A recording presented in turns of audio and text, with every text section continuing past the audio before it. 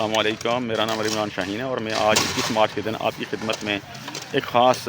موضوع کے ساتھ حاضر ہوں۔ 21 مارچ کا دن اقوام متحدہ نے اس دن کو دنیا میں جنگلات کی اہمیت کو بیان کرنے کے لیے اور اس کی اہمیت کو دنیا تک پہنچانے کے لیے مختص کیا ہوا ہے۔ دنیا میں جنگلات تیزی کے ساتھ کم ہو رہے ہیں اور اس کا نتیجہ ہم دیکھ رہے ہیں کہ ساری دنیا میں موسم بڑی تیزی کے ساتھ تبدیل ہو رہا ہے، گرمی میں اضافہ ہو رہا ہے اور اس کے ساتھ قدرتی آفات ہیں، ان کی جو تباہ کاریاں ہیں وہ بھی تیزی کے ساتھ بڑھ رہی ہیں۔ تو پاکستان خاص طور پر موسمیاتی تبدیلیوں کے ساتھ بڑی تیزی کے ساتھ متاثر ہو رہا ہے۔ پچھلے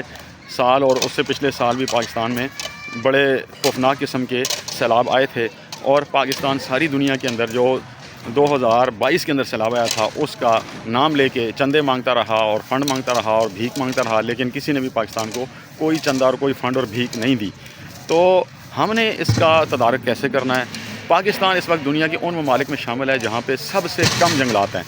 کسی بھی ملک کی معیشت کو بہتر طور پر اور اس کے انوائرمنٹ کو، اس کے ماحول کو چلانے کے لیے، اچھے انداز میں چلانے کے لیے ضروری ہے کہ اس کے رقبے کے اوپر 25 سے 30% جنگلات ہوں اور کم از کم 20% تو ہر صورت ہوں۔ لیکن پاکستان دنیا کا وہ بدقسمت ترین ملک ہے جس کی سرزمین کے اوپر اس وقت 2 سے 3% جنگلات موجود ہیں اور آبادی دنیا میں اس وقت ہمارے 5ویں نمبر کے اوپر ہے۔ تو اس جو موسم کی شدت اور حدت ہے اس پر قابو پانے کے لیے ضروری تھا درخت لگا کے اپنے ماحول کو بہتر کرتے، لیکن جتنی تیزی کے ساتھ ہمارے جنگلات کا کٹاؤ ہوا، درختوں کا کٹاؤ ہوا، آپ دیکھ سکتے ہیں ہمارے پہاڑی علاقوں کے اندر بڑی تیزی کے ساتھ درختوں کو کاٹ کے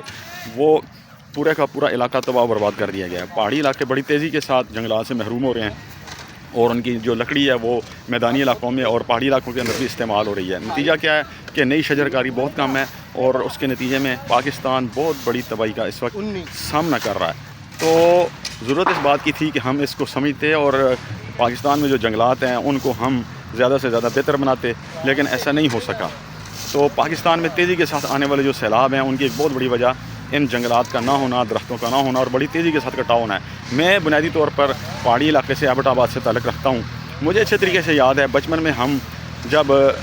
اپنے علاقے کے اندر جنگلات میں جایا کرتے تھے، رنگا رنگ پرندے ہوتے تھے، رنگا رنگ وہاں پہ پھول کھلتے تھے، بہار آتی تھی، تو ایک کمال کا سما ہوتا تھا۔ لیکن اب جب وہاں پہ جانے کا موقع ملتا ہے، نہ وہاں پہ درخت ہیں، نہ وہاں پہ پودے ہیں، نہ وہاں پہ بہار کے رنگ ہیں، نہ وہاں پہ پرندے ہیں، نہ وہاں پہ جانور ہیں، سب کچھ ختم ہو چکا ہے کیونکہ لوگوں نے درختوں کا بڑی تیزی کے ساتھ کٹاؤ کیا اور اس کے نتیجے میں جتنے بھی پہاڑی چشمے تھے، نہریں تھیں اور اس کے ساتھ کنویں تھے، تو آبشاریں تھیں، وہ ساری کی ساری ختم ہو چکی ہیں۔ پہاڑی پانی کے جتنے سلسلے تھے وہ بند ہو چکے ہیں اور اب وہ لوگ جو ہیں وہ میدانی علاقوں میں دور دراز ٹیوب ویل کھود کے تو اپنے علاقوں کو پانی بھاری مشینوں کے ساتھ پہنچاتے ہیں۔ اپنا جو قدرتی پانی کا نظام تھا جنگلات کے کٹاؤ کی وجہ سے وہ ختم ہو چکا ہے۔ تو پاکستان کی سب سے زیادہ بنیادی ضرورت اس وقت ان جنگلات کا دوبارہ سے اسی حالت میں لے کے آنا ہے جس حالت میں وہ تھے۔ اگر ہم یہ کر لیں گے، اگلے 10-15 سال میں ہم کر لیں گے تو ہمارے جو دریاؤں میں پانی ہے وہ بھی بہتر ہو جائے گا، تو اور سیلاب کا کٹاؤ بھی وہ کم ہو جائے گا، بارشوں کا سلسلہ بھی بہتر ہو جائے گا۔ ہمارا جو اس وقت سب سے بڑا پاکستان کا مسئلہ ہے وہ سموگ اور فضائی آلودگی ہے اور فضائی آلودگی کو بھی ختم کرنے کے لیے جنگلات کا ہونا بہت ضروری ہے۔ جن ملکوں کے اندر جنگلات ہیں وہاں پہ فضائی آلودگی بہت کم ہے، لیکن پاکستان میں جنگلات اور درخت ختم ہونے کی وجہ سے اس وقت آلودگی اتنی زیادہ ہے کہ پاکستان دنیا کا آلودہ ترین ملک فضائی آلودگی کے لحاظ سے پہلے نمبر پر بن چکا ہے۔ ہم نے کوئی اور ترقی کی یا نہیں کی، لیکن ہم نے فضائی آلودگی میں سب سے زیادہ ترقی کر لی ہے۔ تو آج کے دن ہمیں اس بات کو زیادہ سے زیادہ اجاگر کرنا ہے اور اس کی اہمیت کو بیان کرنا ہے کہ درخت لگائیں اور پہاڑی علاقوں میں بھی لگائیں، میدانی علاقوں میں بھی لگائیں، جنگلات کو زیادہ سے زیادہ بڑھائیں۔ جتنے زیادہ جنگلات ہوں گے آپ کے ملک کے اندر اتنی زیادہ معیشت بہتر ہوگی۔ معیشت کا دار و مدار آپ کے جنگلات کے ساتھ براہ راست جڑا ہوا ہے۔ اگر آپ اس کو ختم کر کے سمجھتے ہیں کہ آپ کی معیشت بہتر ہوگی تو یہ قطعی طور پر ممکن نہیں ہے۔ تو آپ لازمی طور پر یہ کام کریں اور اس سلسلے میں حضور نبی کریم صلی اللہ علیہ وسلم کا فرمان بھی یاد کراتا ہوں کہ آپ نے فرمایا کوئی بندہ اگر درخت لگاتا ہے تو جب تک وہ درخت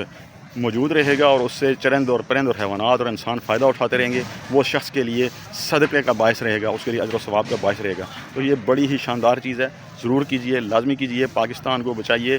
درخت لگائیے، جنگلات کو بچائیے تاکہ ہم اس ملک کو بہتر مستقبل دے سکیں۔ بہت بہت شکریہ۔